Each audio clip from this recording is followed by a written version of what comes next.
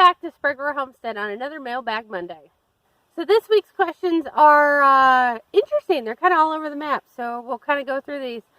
The first one that I had was from some folks who were not able to come to the rabbit class we had on the 10th and 11th, and they wanted to know if I'm going to try and do another one this fall. Maybe. I know that's not a great answer, but it kind of is going to depend. If I can get at least 5 or 6 people to come, then it's worth doing. So I don't really know yet. I've not had anybody definitively say that they really wanted to come. A lot of people are saying they want to wait until spring.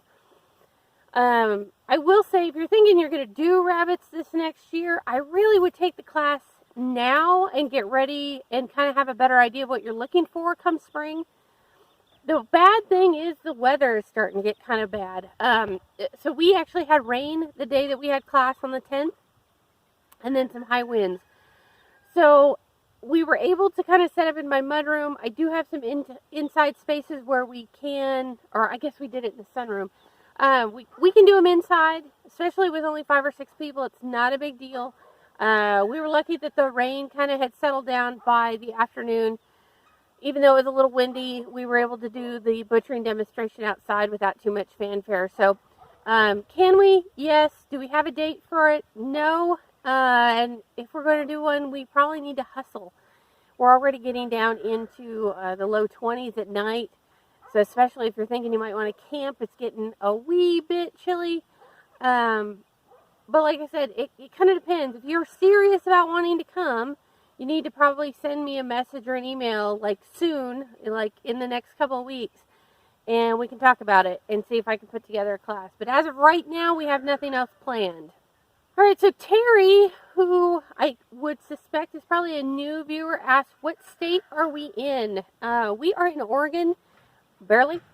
We are about 30 miles north, 35 miles north of the California-Oregon border. So we are just about as southern Oregon as you can get. We are not on the I-5 corridor. We are kind of smack in the middle of the state as far as east to west. But we are Oregonians. So, yeah, for what that's worth. All right, so Philip asked, how many litters can you expect out of a doe's lifespan? And at what age does she really become not so very productive? So this one's kind of a hard one because it varies wildly by your breed, by your line, and by your breeding strategy.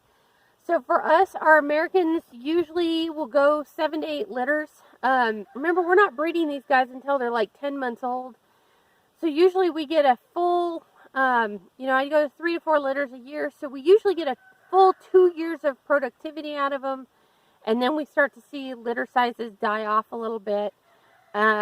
Most of my girls are done by 4, 4.5 at the latest. I do have some girls right now that are still breeding, but we're making litters that are only about 3 and 4, and one of them just hit 5. So it kind of does depend on the doe line a little bit. With our mid-sized breeds, with our Harlequins, we're still doing 3 to 4 litters there. We start at 6 months, and most of our girls are going to about 4.5 before they're just flat done. And with the Harlequins, we don't see quite the step down like we do in the Americans. Like, we'll go from 8 to 10, 7 to 8, 5 to 6, and on down with the Americans.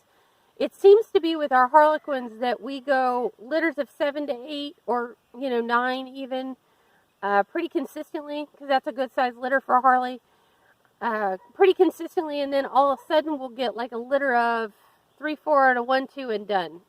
So we don't see the real gradual step off with the Americans. It seems to be all or nothing. I've got a doe right now that just turned 5, and she has got a litter of 5 babies with her right now. I don't know that I'll get any more out of her, and that is litter number 10 for my Harlequin. So it does vary pretty wildly by the litter and how far you're going. I have heard of people still producing litters at age 5 and 6 with their does.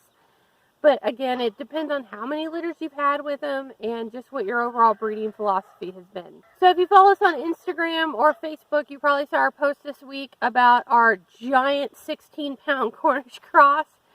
These are leftovers from the meat bird project from this summer that didn't sell for one reason or another.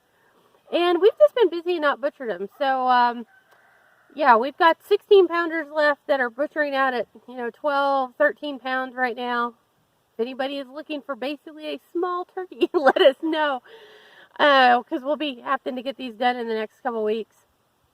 So somebody asked me, would I recommend Cornish cross for homesteaders that are getting started? So I will say this, I have a love-hate relationship with these guys, not only because they are way overgrown right now, but we've done them in the past. My problem with the Cornish cross from a homesteading perspective is they are not sustainable birds. They are a nice bird in the fact that you can buy them, and by 6-8 weeks, you are pretty much done with them if you get right on it and do, a family-sized batch of them. I don't like the flavor of the meat as much as I do with my heritage birds. I know that my heritage birds take longer. These guys, you have to constantly monitor them for joint problems. You have to really watch their feed intake to make sure that they're not overdoing it. And they have the personality of, like, rocks. So, overall, I don't like them. But they could be a good meat choice. If all you want to do is bring a few in, raise them up and butcher them, yeah, they're fine for homesteaders. I just don't like the lack of sustainability. I don't want to have to buy birds every single time I want to do meat birds. We hatch chickens. That's kind of one of our income streams here on the farm. So for me, it doesn't make any real sense. We did these as a business venture this year, and it's not something I'm going to fool with again. But for us personally, I have been hatching chicks since about March this year, March, April. So I have a lot of roosters now that are ready to butcher because very few people want to buy the roosters. They all want hens.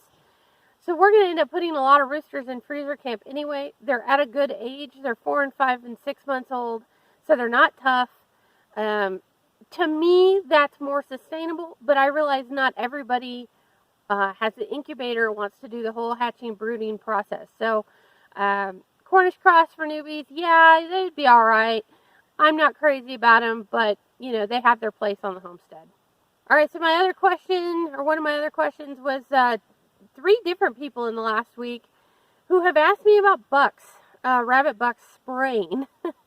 One lady mentioned she had a 7-month-old. I had another one with a 10-month-old silver fox, I believe it was, and somebody else with the New Zealand on one of the homesteading boards that I'm on. So bucks will spray. I mean, it's just kind of the part of it. Even our Harlequin bucks that really don't spray, they all kind of do it a little bit the first couple times that you start breeding them. Some breeds are horrible. Some lines are horrible. It is a trait that can actually be culled out of a line, and it's, like I said, almost all of them do it in the beginning. So when we're talking about culling animals that do it, we're talking about excessive sprayers or bucks that go past a year old and continue to do it. I don't have a lot of tolerance for that. One, it's really hard on the cage wire. It's really hard on the rabbits near them. It's really hard on your clothes. I got sprayed by a Trianta buck the other day, and yeah, I mean, it's unpleasant, right? You don't want to have to deal with it. And some people are saying that they're having trouble with them every time they put a buck in to breed with a doe. So when they go to get their doe out, their buck's spraying everywhere. It's not unusual behavior. It is something to be, you can kind of break some of it. If a buck is spraying you in particular, we take the garden hose in when we do chores at night, and a lot of times we'll get a buck that in the beginning who thinks that's real funny, he's going to spray me. So I fire hose him. One good blast of water. Now don't soak your rabbits. Rabbits shouldn't stay wet. But a good shot of water to the face usually gets the point across that I'm not playing these water sport games. That's not going to work for me. And most of them will stop doing it. The excessive sprayers, we move them around because sometimes it's a simple matter of who their neighbor is. Some bucks will spray if other bucks are nearby. Some bucks will spray if open does are nearby. The way our barn is set up, we have some smaller cages that have the metal partitions, and I've got 3 cages on either end that are kind of up against walls, so they have no neighbors at all. If I can't move them around to a point that they'll quit doing it, they go in those isolation cages. Not forever. Obviously, it's not mentally healthy for them. But at least for a couple weeks to see if we can tone that down a little bit. And usually that'll be the case. Like I said, if it's a 7, 8, 9, 10-month-old buck and he's doing it when you're breeding, it's kind of like the human chest beating a little bit. He's being proud of the fact that he's a man. There's no other way to say it. They will quit doing it eventually. Just kind of learn to live with it while you're kind of working through, and try a little blast of a hose and see if that'll get them to stop. All right, so the last question is kind of a quirky question, but I thought it was kind of a funny one because it's actually from a girlfriend of mine who watches some of my YouTube videos and actually said to me, "Hey, I just noticed that you wear sunglasses in almost every one of your videos, whether you have a hat on or not, and sometimes when you're in buildings, what gives?" And I thought it was funny because we've been friends for years and we go places together, and she did not realize I have an eye dilation issue.